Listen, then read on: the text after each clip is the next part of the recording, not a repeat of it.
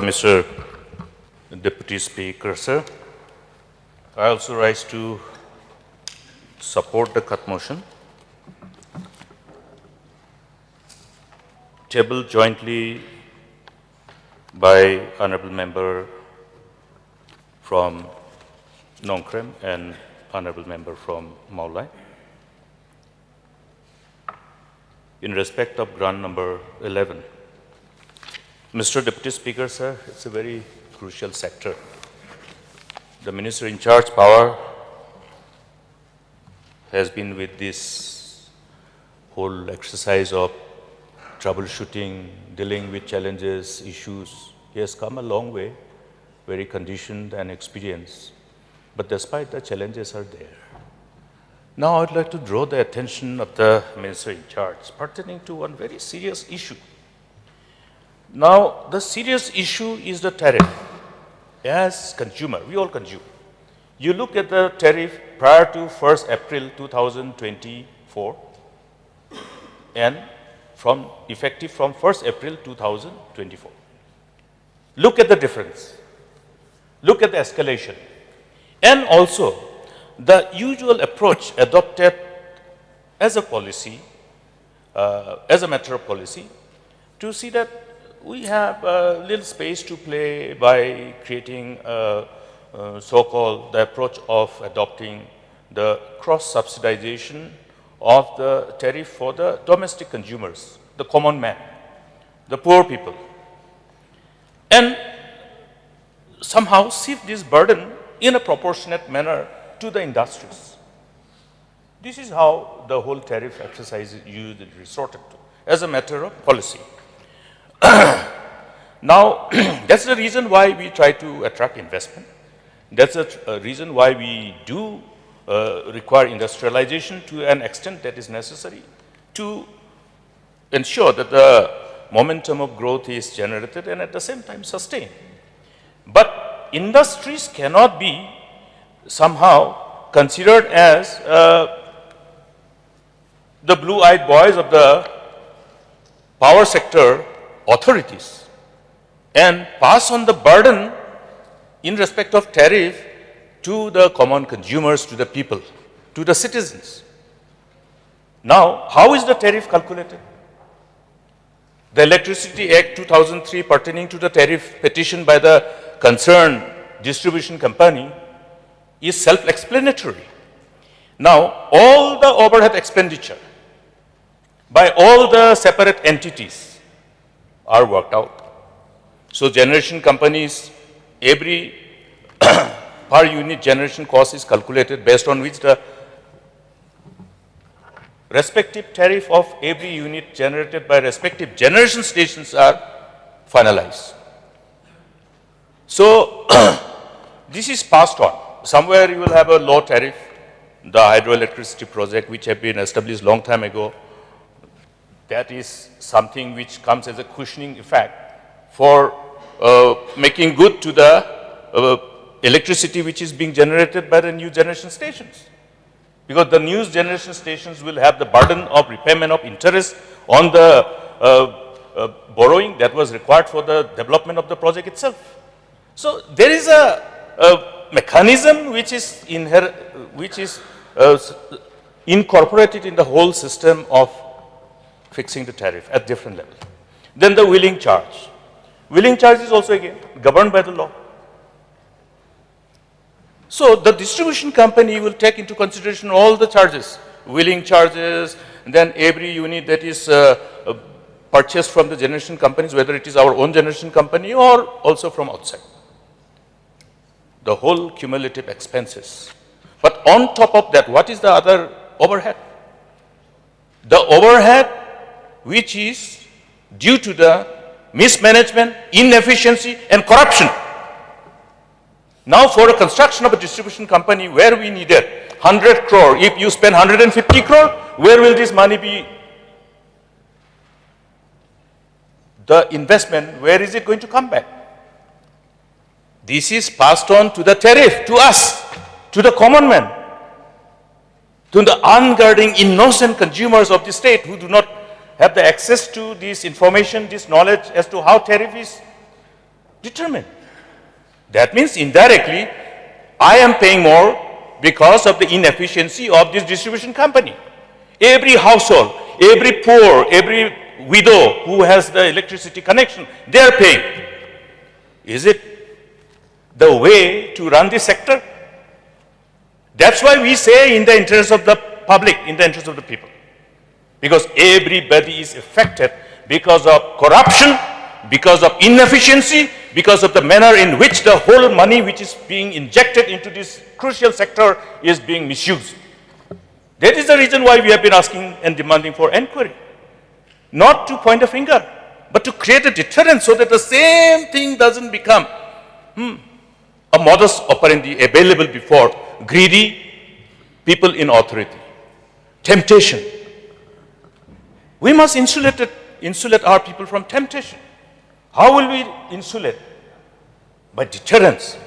What are those deterrents that we are talking about? Through transparency, through regular monitoring, to taking into cognizance any information pertaining to irregularity.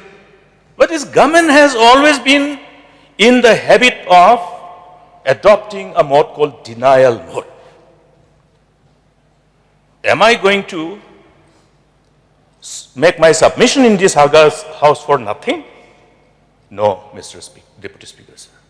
It is because the way things are going on, it will become very difficult for our common man to pay the electricity charges. I checked up my electricity bill for my Nongri Mills residents. 18,000 rupees for 1 month. 18,000 rupees Dr. Mukul is paying. Last year how much? Compare. Sudden, escalation. I don't think everybody is looking at this angle. Why is this increasing? It is because of all the added burden of the expenditure which is due to manipulation of the cost. You look at all these programs funded by EAPs. We are fortunate that we have the EAP where substantial amount is coming as grant.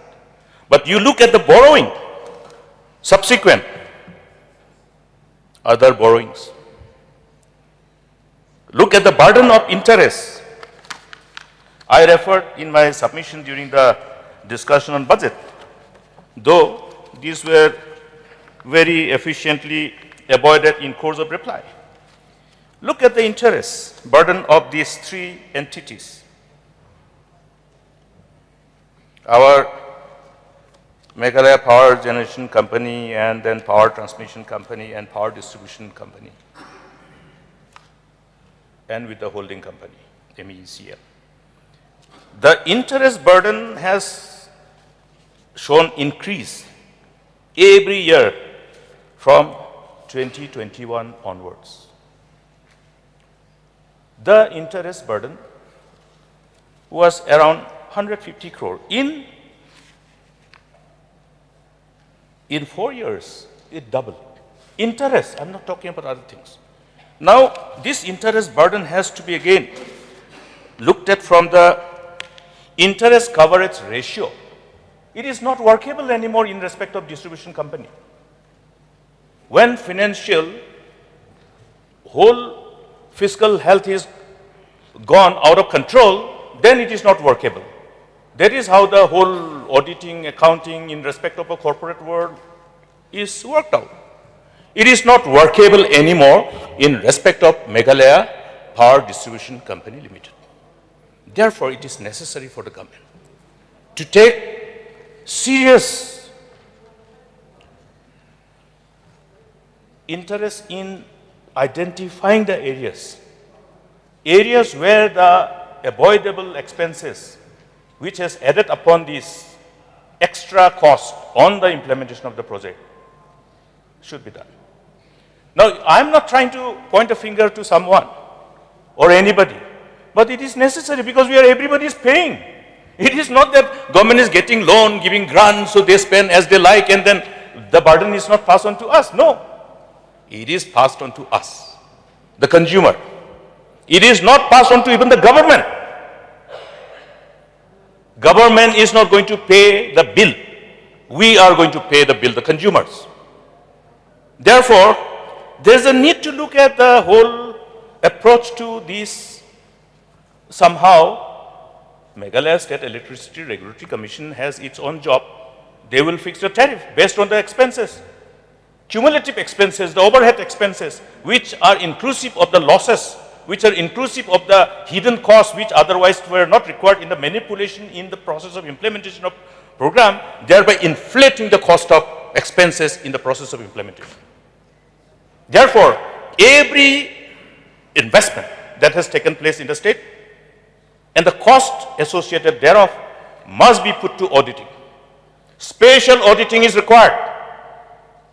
Otherwise, this will become a precedent and MECL will in totality become a milching cow. It has become a milching cow. Look at all these other reports of the preceding years of the CAG, which is available before all of us. Self-explanatory. How much avoidable expenditure has been incurred due to due to deviation from the normal procedure of whole implementation. It is there. Last year's report, preceding year's report, it is there clearly before us. Not 1 rupee, 2 rupee, not 1 crore, 2 crore, 150 crore, close to 200 crore. And that is only tip of the iceberg. Look at Ganol power project. I will make a submission before this August House, before the minister in charge. Ganol project. Before 2018, what was the physical progress of the project? I want to know. The House should know. What was the physical progress of Ganol hydroelectricity project in respect of physical progress with respective components thereof? Because, why I'm saying this? Because subsequently there was a sudden escalation, huge escalation. And when we wanted to know what was the reason of escalation, then the explanation which was discussed, deliberated in this August House in the preceding years, it is needed to be repeated now by me because the government seems to be willingly trying to hide the facts. In whose interest? In whose interest? Whom are we trying to protect and defend? Why? Now the explanation. I have run this power sector for quite substantial time. I have read the Electricity Act 2003, everything, not just once, number of times. Because it was during my time when we adopted the state power policy. And we started the whole unbundling of the then Meghalaya State Electricity Board. We were in transition, we were in difficult situation, and the minister in charge was also in charge of this power department at that point of time, subsequent to the unbundling. So, therefore, the generation, we had a dedicated fund earmarked for this Ganol power project, hydroelectricity project. We ensured that the resources does not become a reason for delay in implementation. Dedicated fund was kept, almost like a deposit money.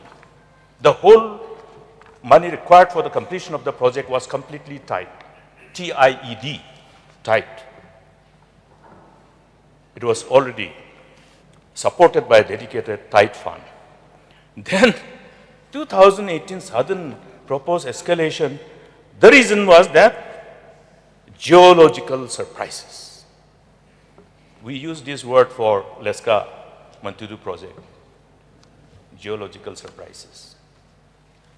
Geological surprises can be always there because we don't know what is inside. We don't know what is inside. Only when project is taken up, then we will come to know what is inside. If we are lucky, if there is no geological surprises, then the expected cost which is projected in the initial stage of DPR will stand. But in the event of geological surprises, we are bound to have certain, based on that kind of geological surprises.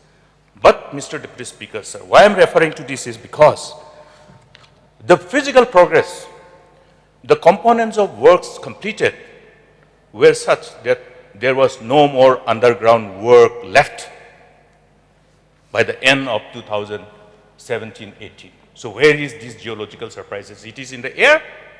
It is in the open air? So does it not require a serious measure to be taken by government to know and find out? Otherwise, it will amount to failure in protection of the interests of the people and interests of the state. Now, here are two things. One is the drainage of avoidable resources, avoidable prevention of drainage of resources, preventable. Number two is that because of the cost factor which will be added upon to determine the tariff. That's why the tariff has gone. What is the tariff fixed by the State Electricity Regulatory Commission for Ganol project? I think the House should know. The House should know what is the tariff being charged by Meghalaya Electricity Generation Company in respect of the power which is being purchased by the Meghalaya Power Distribution Company, MEPDCL, from the Power Generation Company, Meghalaya Power Generation Company. The tariff. In respect of the tariff pertaining to the electricity being drawn from Ganol hydroelectricity project. This will give an indication to us, to common men, to know, oh, this is also, because of this tariff is added. Then, we have invested substantial amount of money for upgrading the transmission lines. Now, transmission company, never had the transmission company shown any loss. But suddenly, it has started showing loss. I want to know from the Minister in charge the cause of loss reflected in the accounts and financial statements of the Meghalaya Power Transmission Company. Then, the issue of the implementation of number of programs. As I made my submission, every cost, every overhead expenditure is going to be taken into consideration while submitting the tariff petition by the Power Distribution Company to the State Electricity Regulatory Commission. Therefore, every component, any new component of additional cost, which is the reason for increased tariff being proposed by the distribution company, must be examined by the government.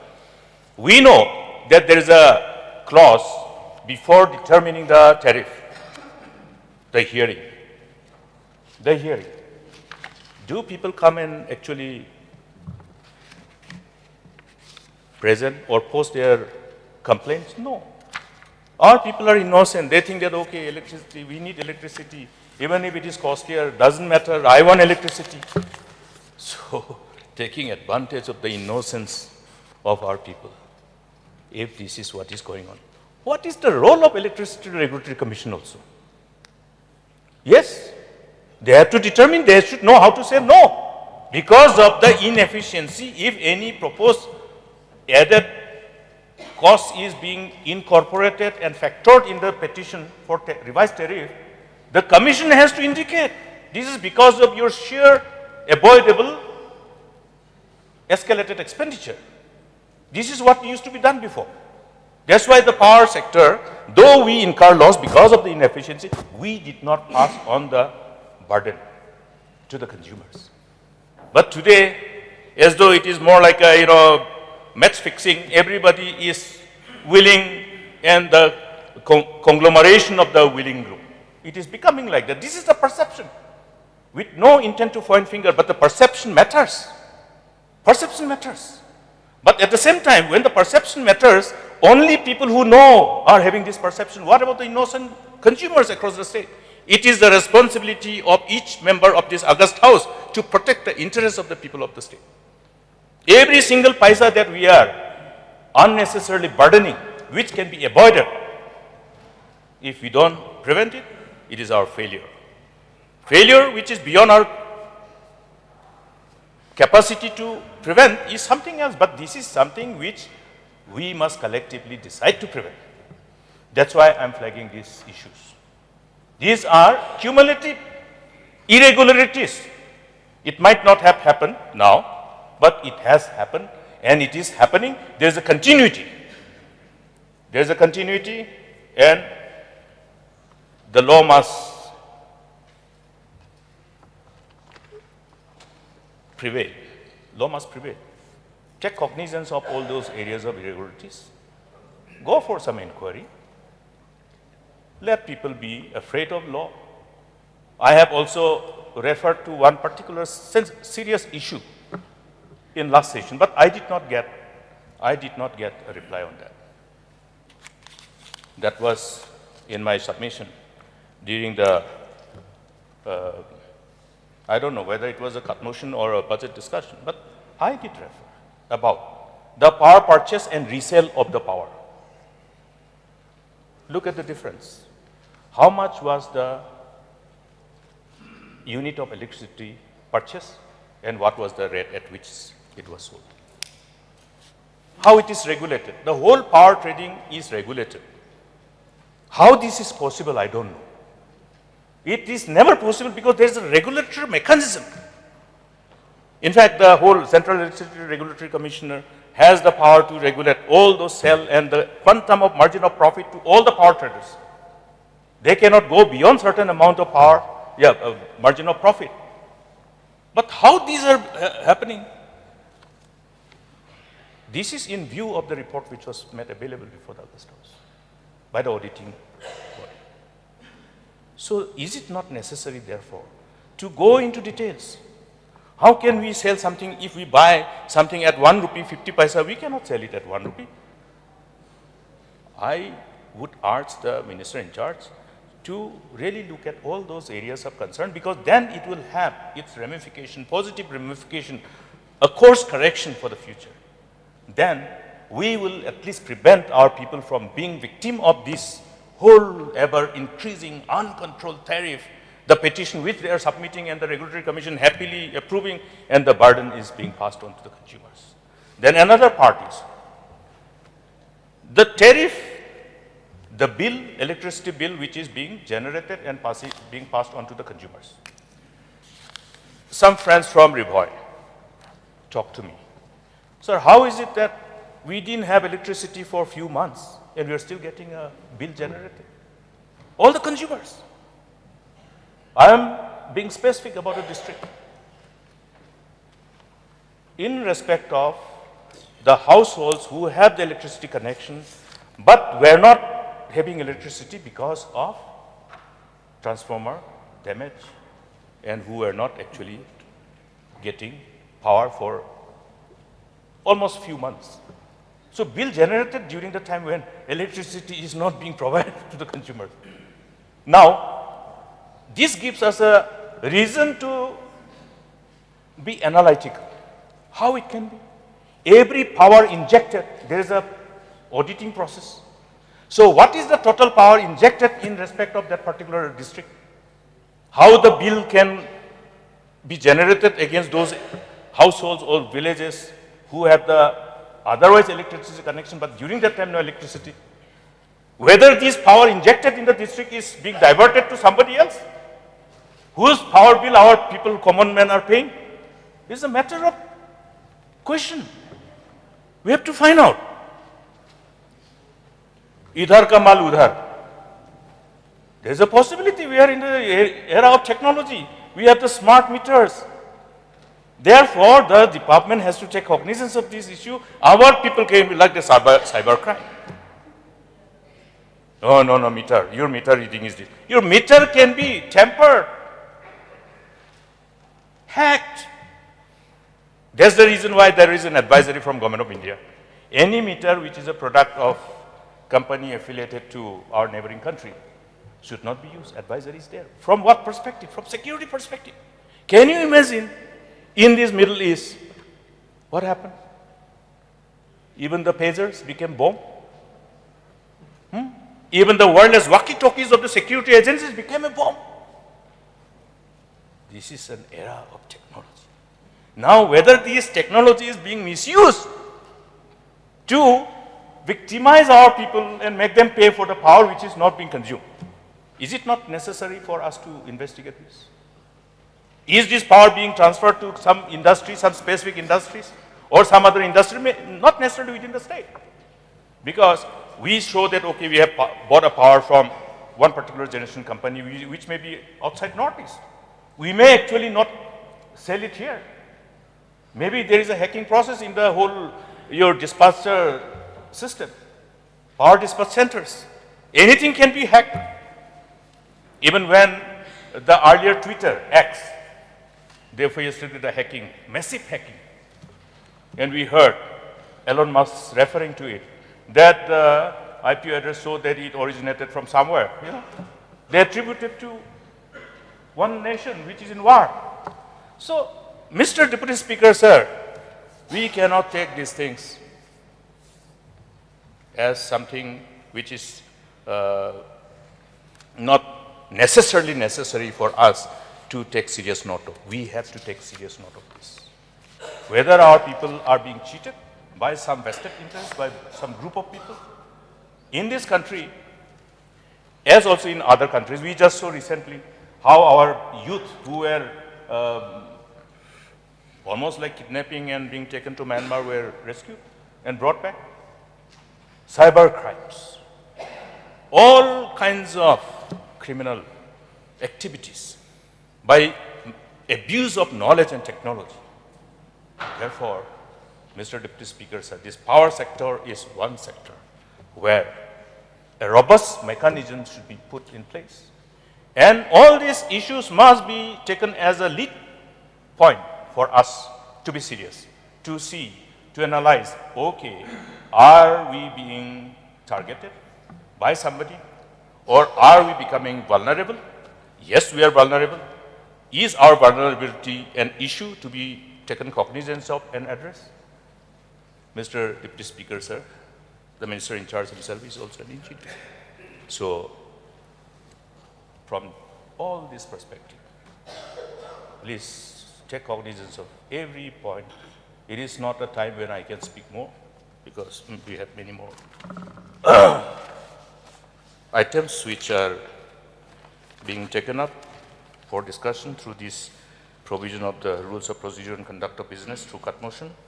So I would like to wind up my submission here, but with full expectation that the government take note of these issues with utmost seriousness and commitment to resolve these issues and do correction. Please save our people from being victim of unnecessary, ever-increasing tariff due to inefficiency. And this efficiency must be corrected, and people who are resorting to manipulation to make these organizations, these entities, crucial entities, becoming a loser entities, must be taken to task as per the law of the land. So with these few words, I hope government will definitely look at these issues and do justice to the responsibility and the power which is vested upon them. Thank you, Mr. Deputy Speaker, sir.